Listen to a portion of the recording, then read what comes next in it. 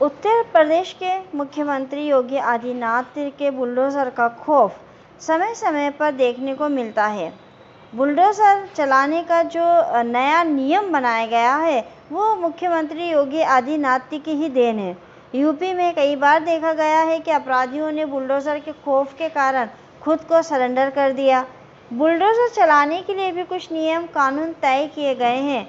Bulldozer action urban planning and development act 1973 की कुछ धाराओं के तहत इसको चलाया जाता है।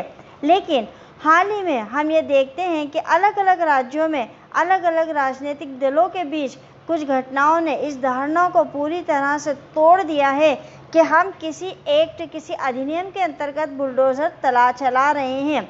उत्तर प्रदेश, मध्य प्रदेश, पश्चिमी बंगाल, गुजरात, महाराष्ट्र, दिल्ली और असम में स्थानीय नगर पालिका कानूनों के कुछ प्रावधानों का हवाला देते हुए ऐसी इमारतों को अवैध अतिक्रमण करार देते हुए संदिग्ध दंगाइयों के आवासीय घरों पर बुलडोज़र चलाया गया था। संबंधित अधिकारियों द्वारा जो भी कारण बताया गया हो, इनमें से अधिकांश तथाकथित अवैध अतिक्रमणों को निराकरण के नाम पर बुलडोज़र से ढहा दिया गया था। बुलडोज़र को लेकर बढ़ रहे खौफ के बीच ये जानना ज़्यादा ज़रूरी है कि बुलडोज़र चलता किसके आदेश पर है। बुलडोज़र चलने के क्या नियम हैं? क्या प्रशासन को किसी के भी मकान दुकान पर बुलडोज़र चलवा सकता है? तो आइए जानते हैं बुलडोज़र चलने के नियम और कानून के विषय में। बुलडोज़र चलाने के लिए कुछ नियम कानून तय किए गए हैं। Bulldozer action urban planning and development act 1973 की कुछ धाराओं के तहत इसको चलाया जाता है। यहाँ पर ये बताना महत्वपूर्ण है कि जहाँ तक आपराधिक कानून का प्रश्न है, ऐसा कोई प्रावधान आईपीसी के अंतर्गत नहीं किया गया है जो राज्य को व्यक्तियों की संपत्ति को नष्ट करने का अधिकार देता है, जब तक कि संपत्ति देशद्रोही, कामुक या अपमानजनक प्रकृति की न हो। सार्वजनिक शांति के खिलाफ अपराध जिसमें दंगा भी शामिल है, भारतीय दंड संहिता 1860 के अध्याय 8 के तहत इसको दंडनीय बनाया गया है। इस अध्याय में कोई भी धारा सजा के रूप में संपत्ति के विनाश के बारे में नहीं कहती है। भारत में ऐसा कोई न्याय शास्त्र नहीं है जो आंख के बदले आंख की अनुमति देता हो। यदि किसी आरोपी द्वारा कोई गलत कार्य किया जाता है तो ऐसे आरोपी को दंडित करने के लिए भारत के संविधान द्वारा अनिवार्य विधि की उचित प्रक्रिया का पालन किया जाता है।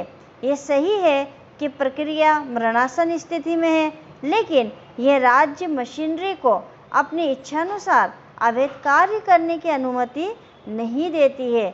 चूँकि इनमें से अधिकांश मकानों पर नगर पालिका कानूनों का हवाला देकर बुलडोज़र चलाया जाता है, इसलिए इन कानूनों पर उनके अनुप्रयोग और निहितार्थ पर चर्चा करना भी उचित हो जाता है।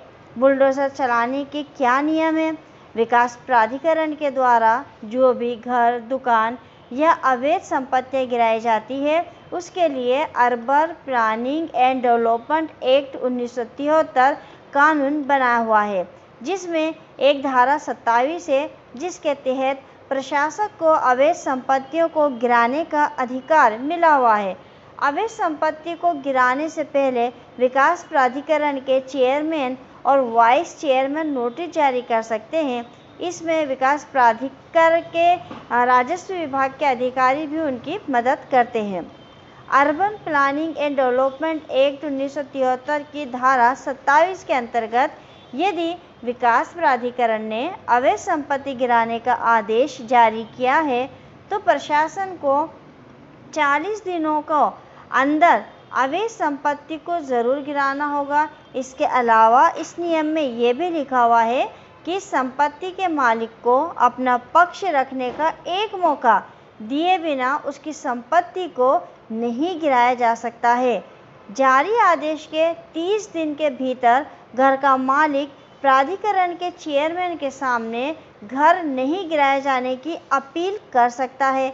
चेयरमैन अपील पर सुनवाई करने के बाद आदेश में कुछ बदलाव कर सकता है या फिर उस आदेश को रद्द भी कर सकता है।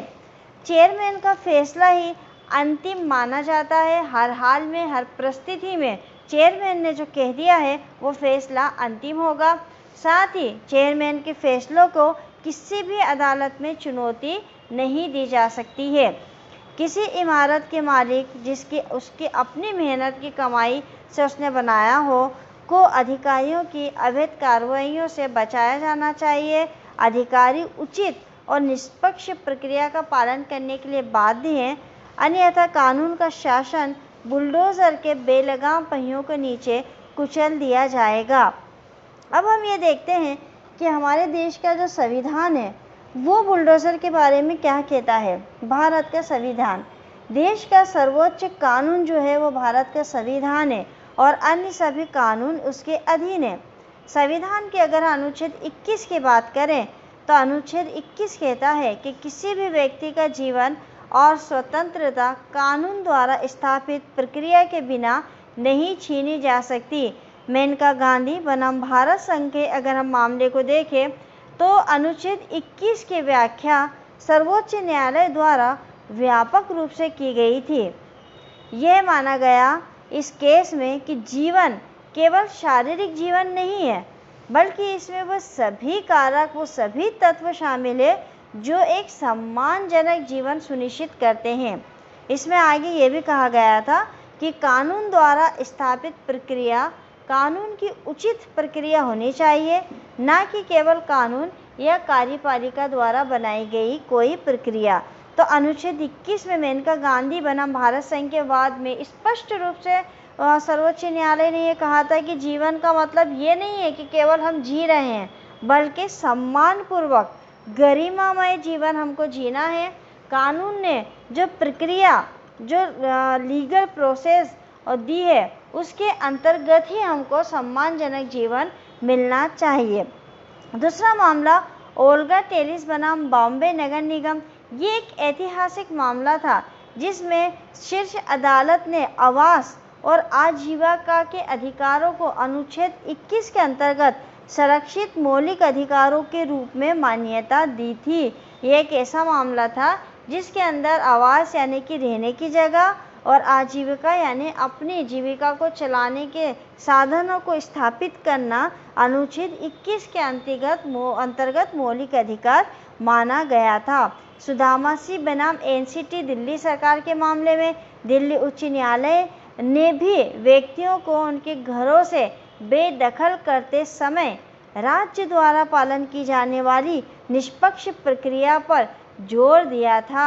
इसके अलावा भारत में न्यायालयों ने बार बार कार्यकारी शाखा को आगाह किया था कि कानून की निष्पक्ष प्रक्रिया के बिना किसी भी नागरिक को उसके अधिकारों से वंचित नहीं किया जा सकता और निष्पक्ष प्रक्रिया में उचित सुनवाई भी शामिल है।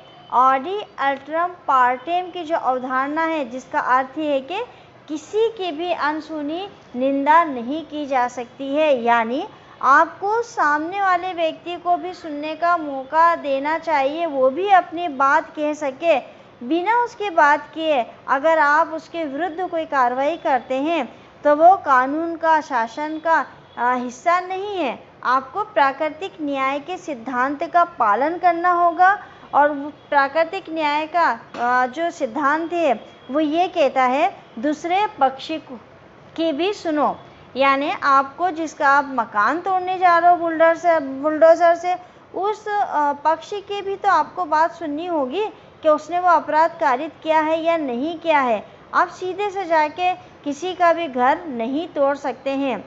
तो मित्रों, आज की वीडियो में मैंने आपको बताया है कि बुलडोज़र चलाने का क्या नियम है, कब उसको चला सकते हैं, और बुलडोज़र का कॉन्सेप्ट जो है वो यूपी से आया हुआ है और बुलडोज़र चलाने के कुछ नियम बने हुए हैं। लेकिन जिस तरीके से बुलडोज़र से लोगों के घर तोड़े जा रहे हैं वो अवैधानिक है, वो लीगल तरीका नहीं है। दूसरे पक्षी को सुने बिना, नैसर्गिक न्याय के सिद्धांत का पालन किए बिना आप किसी को भी न्याय उपलब्ध नहीं करा सकते हो। किसी भी व्यक्ति का मेहनत से बना हुआ घर, कारोबार आप ऐसे ही बर्बाद नहीं कर सकते हो। इसको निष्पक्ष सुनवाई का अधिकार नहीं कह सकते हैं। अगर बुलडोज़र से घर तोड़ा जा रहा है तो ये आपके संविधान ने जो मौलिक अधिकार दिए हैं उसका भी उल्लंघन है, और विधि में जो आपको अनुच्छेद 21 के अंतर्गत प्राण और दैहिक स्वतंत्रता के मौलिक अधिकार दिया गया है उसका भी उल्लंघन है। वीडियो आपको कैसा लगा, आपको पसंद आया, आपके लिए उपयोगी था, तो आप हमें कमेंट्स करके ज़रूर बताइएगा। कमेंट्स के साथ साथ लाइक करिए, शेयर करिए। मिलेंगे अगले वीडियो में एक नए विषय के साथ। तब तक के लिए